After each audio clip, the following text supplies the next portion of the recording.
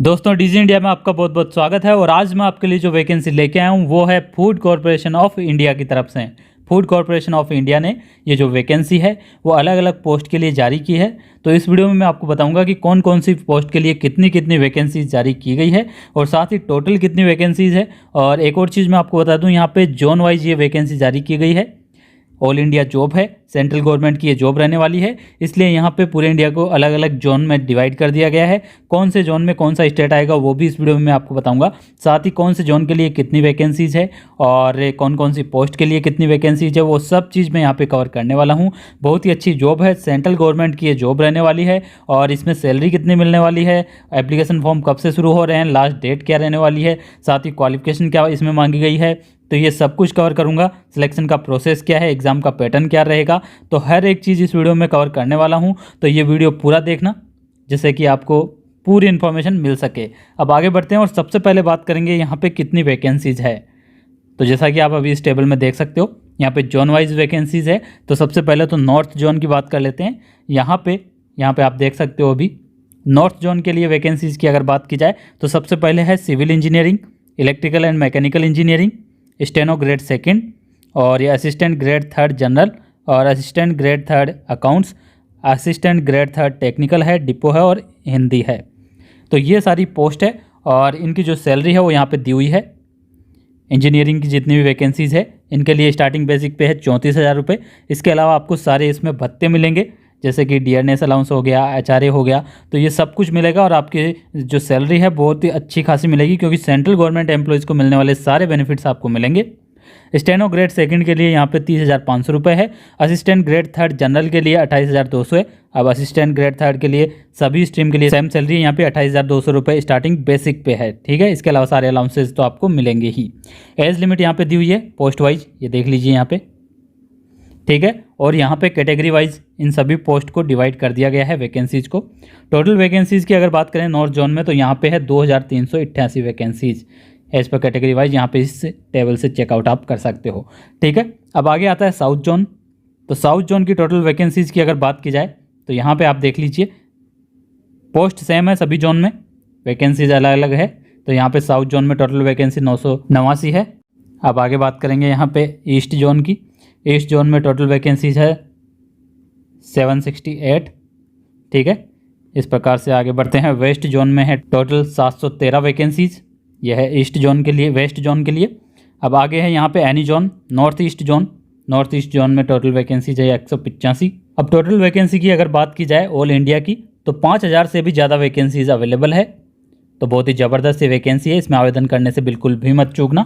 अब मैं आपको यहाँ पे बताऊँगा पोस्ट वाइज एजुकेशन क्वालिफिकेशन क्या मांगी गई है, जिससे कि आप आवेदन कर सको और आपको पता लग सके कौन सी पोस्ट के लिए आप एलिजिबल होंगे। तो आगे बढ़ते हैं। यहाँ पे देख सकते हो क्वालिफिकेशन, ठीक है।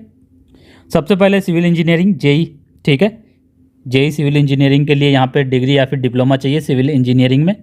डिप्लोमा अगर है तो 1 साल का एक्सपीरियंस भी साथ में होना चाहिए। इसी प्रकार इलेक्ट्रिकल मैकेनिकल के लिए यहाँ पे डिग्री होनी चाहिए इलेक्ट्रिकल या फिर मैकेनिकल में, या फिर डिप्लोमा होना चाहिए इलेक्ट्रिकल या फिर मैकेनिकल इंजीनियरिंग में, और डिप्लोमा है तो वही 1 साल का एक्सपीरियंस भी होना चाहिए। अब बात करते हैं स्टेनो ग्रेड सेकंड। तो ग्रेजुएशन डिग्री होनी चाहिए, चाहे वो किसी भी स्ट्रीम में हो, और 40 वर्ड पर मिनट और 80 वर्ड पर मिनट इंग्लिश टाइपिंग और शॉर्ट हैंड होना चाहिए, ठीक है। तो ये है यहाँ पे स्टेनोग्राफर के लिए। अब आगे बढ़ते हैं। आगे यहाँ पे बात करेंगे यहाँ पे असिस्टेंट ग्रेड थर्ड के लिए। तो असिस्टेंट ग्रेड थर्ड में जनरल के लिए कोई भी स्ट्रीम में ग्रेजुएशन होना चाहिए, ठीक है, और कंप्यूटर में आप प्रोफिशिएंट होने चाहिए। अकाउंट्स की बात करें तो आपके पास में कॉमर्स से ग्रेजुएशन होनी चाहिए, ठीक है। टेक्निकल की अगर बात करें तो बीएससी होनी चाहिए एग्रीकल्चर से। इसके अलावा अगर आपने बीएससी की है और उसमें आपके अगर सब्जेक्ट है बॉटनी, जूलॉजी, बायोटेक्नोलॉजी, बायोकेमिस्ट्री और माइक्रोबायोलॉजी और फूड साइंस, तो भी आप एलिजिबल होंगे।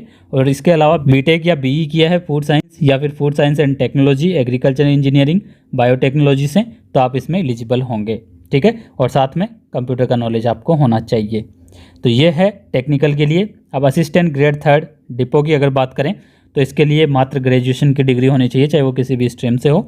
और असिस्टेंट ग्रेड थर्ड हिंदी की अगर बात करें तो आपके पास में डिग्री होनी चाहिए, ठीक है, जिसमें हिंदी मेन सब्जेक्ट हो। इसके अलावा इंग्लिश में भी आप प्रोफिशिएंट होने चाहिए। और आपके पास में सर्टिफिकेट होना चाहिए इंग्लिश टू हिंदी या फिर हिंदी टू इंग्लिश ट्रांसलेशन का, ठीक है, जो कि मिनिमम 1 साल का होना चाहिए। तो ये हो गया है यहाँ पे बात। और इसके अलावा यहाँ पे असिस्टेंट ग्रेड 3 हिंदी का जो मेन काम रहेगा वो टाइपिंग का रहेगा। तो यहाँ पे जो टाइपिंग है आपकी हिंदी की टाइपिंग वो 30 वर्ड पर मिनट होनी चाहिए मिनिमम। तो ये है यहाँ पे। तो ये बात हो गई क्वालिफिकेशन की सभी पोस्ट के लिए। अब आगे बढ़ते हैं इसी ऑफिशियल नोटिफिकेशन में। तो अब बात करेंगे सिलेक्शन प्रोसेस की। तो जैसा कि आप स्क्रीन पे देख सकते हो, सबसे पहले आपका ऑनलाइन टेस्ट होगा जो कि 2 फेज में होगा, फेज़ 1 और फेज़ 2। फेज़ 1 की अगर बात करें तो सभी पोस्ट के लिए सेम रहेगा, जिसमें पैटर्न अभी आप देख सकते हो स्क्रीन पे इस टेबल में। फेज़ 1 का जो एग्ज़ाम है उसका पैटर्न है 100 क्वेश्चन होंगे, 100 मार्क्स के होंगे और 60 मिनट का समय मिलेगा, जिसमें इंग्लिश, रीजनिंग, न्यूमेरिकल एप्टीट्यूड और जनरल स्टडीज़ ये सारे क्वेश्चंस इसमें शामिल होंगे, ठीक है। करंट अफेयर्स भी होगा 5 क्वेश्चंस। अब आगे बढ़ते हैं फेज़ 2 का। फेज़ 1 में जो क्वालिफाई करेंगे उनको 15 गुना अभ्यर्थियों को पास किया जाएगा इसमें वैकेंसी से, और उनका फेज़ 2 होगा। और फेज़ 1 का जो रिटन टेस्ट है उसके मार्क्स मेरिट में नहीं जुड़ेंगे, ठीक है, फाइनल मेरिट में। तो वो क्वालिफाइंग इन नेचर हो गया और कोई भी उसमें नेगेटिव मार्किंग नहीं होगी फेज़ 1 में। अब फेज़ 2 का एग्ज़ाम होगा। इस फेज़ 2 के एग्ज़ाम में यहाँ पे 2 पेपर होंगे, पेपर 1 और पेपर 2, जबकि स्टेनोग्राफर के लिए पेपर 3 होगा, सिर्फ और सिर्फ एक ही पेपर होगा। बाकी जितनी भी पोस्ट है उनके लिए पेपर 1 और पेपर 2 होगा, ठीक है। और पेपर 1 और पेपर 2 एक ही दिन होगा, आपको अलग अलग दिन नहीं बुलाया जाएगा, एक ही दिन पेपर होने वाला है, तो ये देख लीजिए। बाकी सबके लिए पेपर 1 पेपर 2 दोनों होंगे। स्टेनोग्राफर 3rd के लिए यहाँ पे एक ही पेपर होगा, पेपर 3rd, और कुछ नहीं। अब पेपर 1 और पेपर 2 की अगर बात की जाए तो यहाँ पे पैटर्न दिया हुआ है। 120 क्वेश्चन होंगे पेपर 1 में, 120 ही मार्क्स के और 90 मिनट्स का समय मिलेगा। और पेपर 2 की बात करें तो 60 क्वेश्चन होंगे, 2-2 मार्क्स के, 120 मार्क्स का पेपर होगा और 60 मिनट का समय मिलेगा। पेपर 3 स्टेनोग्राफर के लिए 120 क्वेश्चन होंगे, एक एक नंबर के, 120 मार्क्स का और 90 मिनट का समय मिलेगा। तो ये हो गई बात। अब पेपर 1 में यहाँ पे बात करते हैं तो ये पैटर्न रहेगा पेपर 1 का।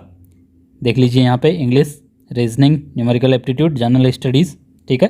करंट अफेयर और कंप्यूटर अवेयरनेस के भी 5-5 क्वेश्चन होंगे। और जनरल स्टडीज़ जो है जनरल साइंस है अप टू 10th लेवल, ठीक है, 10 क्वेश्चन होंगे उसके भी। इस प्रकार से यहाँ पे ये पैटर्न रहने वाला है। देख लीजिए 120 क्वेश्चन होंगे, 120 मार्क्स के, और ये समय होगा टोटल 90 मिनट का। तो ये हो गया पेपर 1। अब आगे बात करेंगे यहाँ पे हम पेपर 2 की। तो पेपर 2 60 मिनट का होगा, जिसमें ये जो है वो आपके स्ट्रीम से रिलेटेड होगा। जिस भी स्ट्रीम से आप हो, इंजीनियरिंग जो है वो उनके इंजीनियरिंग का होगा। इसके अलावा जो कॉमर्स वाले हैं उनके लिए कॉमर्स का होगा, और जो एग्रीकल्चर, बॉटनी, जूलॉजी वाले हैं इनके लिए इसी से रिलेटेड ये पेपर होने वाला है। तो इस प्रकार से ये है जो कि आप देख सकते हो, ये तीनों पेपर होंगे और जो फेज़ 2 के पेपर है उनके आधार पर ही फाइनल मेरिट बनने वाली है। अब यहाँ पर सिलेबस दिया हुआ है डिटेल में, वो मैं यहाँ पर बताऊँगा नहीं, आप देख सकते हो, खुद ही पढ़ लेना वीडियो को पॉज करके या फिर ये स्क्रीनशॉट लेके, ठीक है। या फिर आपको ये PDF मिल जाएगी हमारे टेलीग्राम के चैनल पर, जिसका लिंक डिस्क्रिप्शन में है, ज्वाइन कर लीजिए। वहाँ पे ये पूरा PDF आपको मिल जाएगा, पूरी डिटेल आप खुद से पढ़ सकते हो। अब पेपर 3 जो कि स्टेनोग्राफर के लिए, वो यहाँ पे देख लीजिए, ये पैटर्न रहेगा 120 मार्क्स, 120 क्वेश्चंस के, और 90 मिनट का समय मिलेगा। यहाँ पे देख लीजिए वही जनरल इंग्लिश है, अवेयरनेस है, इंटेलिजेंस है और कंप्यूटर अवेयरनेस है, ये है बहुत ही बेसिक सा।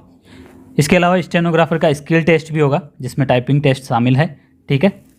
जो टाइपिंग टेस्ट है वो होगा स्टेनोग्राफर के लिए, स्टेनो ग्रेड 2, ठीक है। उसके बाद में डॉक्यूमेंट वेरिफिकेशन होगा। तो ये है सिलेक्शन का प्रोसेस।